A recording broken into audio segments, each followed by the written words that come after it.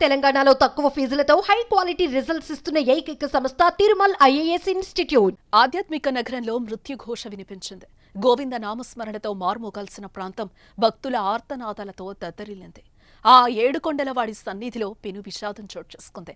బారాగిపట్టెల్లో TTD MGM school ఆవరణలో ఏర్పాటు చేసిన టోకన్ల జారీ కేంద్రం 6 పాలిట మృత్యు ప్రాంగణమైంది. ఈ ఘటనలో 6 భక్తులు మృతి చెందగా పలువురు తీవ్ర అస్వస్థకు గురయ్యారు. ఇక ఈ ఘటనకు బాధ్యులు ఎవరు అనేది ప్రశ్నించడం కొద్దిసేపు పక్కకు పెడితే వైకుంఠ ఏకాదశి టికెట్లు జారీ చేసే కేంద్రాల వద్ద ఓ భక్తుడు మాట్లాడిన వీడియో ఇప్పుడు వైరల్గా మారింది.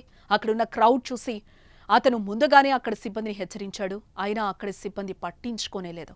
ఆ భక్తుడి మాటలు విని ఉంటే ఇంతటి పెను ప్రమాదం జరుగుండేది కాదు కదా అని కొందరు అభిప్రాయపడుతున్నారు. ఇంతకు ఆయన ఏం మాట్లాడాడో ఇక్కడ ఒకసారి చూద్దాం. మరి ఇక్కడ క్రౌడ్ పెరిగే కొద్దీ, వచ్చే జనం పెరిగే కొద్దీ ఒకళ్ళ మీద ఒకళ్ళు తొక్కుకుంటూ పోతారు. తొక్కుకుంటూ పోతే ఏమైనా జరగరాని జరుగుతాయి. ముందుగానే ఫ్రీగా ఉన్నప్పుడు క్యూ లైన్ లో పాసేజ్ చేయొచ్చు కదా అని మా అభిప్రాయం. అంటే మీరు వెళ్ళిపోతారు, దాని తర్వాత ఆహార భద్రత అంతా వాళ్ళు కదా చూడాలి. వాళ్ళైతే టైం స్లాట్ అనేది ఇచ్చారు కదా. ఆహారం ఇక్కడికి వచ్చే వాళ్ళు అన్ని ప్రిఫరెన్స్ లోనే వస్తారు. మా దగ్గర యాపిల్ కాయలు ఉన్నాయి, బిస్కెట్లు ఉన్నాయి తినడానికి. రేపు పొద్దున వరకు సరిపడగా తెచ్చుకున్నాము. మీరు పెట్టే భోజనాల మీద ఆధారపడి ఉన్నాం కదా.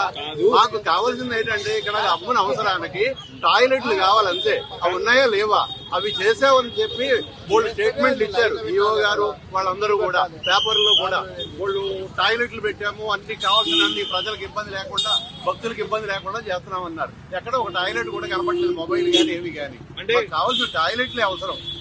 విన్నారు కదా, ఆ వీడియో ఓ భక్తుడు ముందే అక్కడ సిబ్బందిని హెచ్చరించాడు. చాలా మంది వస్తున్నారని, ఫ్రీగా ఉన్నప్పుడు ఒక్కొక్కరిని వదిలేస్తే బాగుంటుంది కదా, చాలా మంది వచ్చిన తర్వాత ఒకేసారి లోపలికి పంపిస్తే జనం తొక్కుకునే ప్రమాదం ఉంది. క్యూ లైన్లో చాలా మంది పిల్లలు, చిన్నారులున్నారు. ఇంకా చాలా మంది 2 రోజుల నుంచి లైన్లోనే ఉన్నారు. అలాంటి వారిని క్రౌడ్ తక్కువగా ఉన్నప్పుడు పంపిస్తే మంచిదని అభిప్రాయం వ్యక్తం చేస్తూనే ఏదైనా తొక్కిసలాట జరిగితే ఎవరు బాధ్యత తీసుకుంటారని కూడా అతను క్లియర్గా హెచ్చరించాడు. ఇక ఈ వీడియో ప్రస్తుతం సోషల్ మీడియాలో వైరల్గా మారింది. ఈ పెద్దాయన చెప్పినట్లు చేసుంటే ఇవాళ ఇలా జరుగుండేది కాదు కదా అంటూ పలువురు స్పందిస్తున్నారు.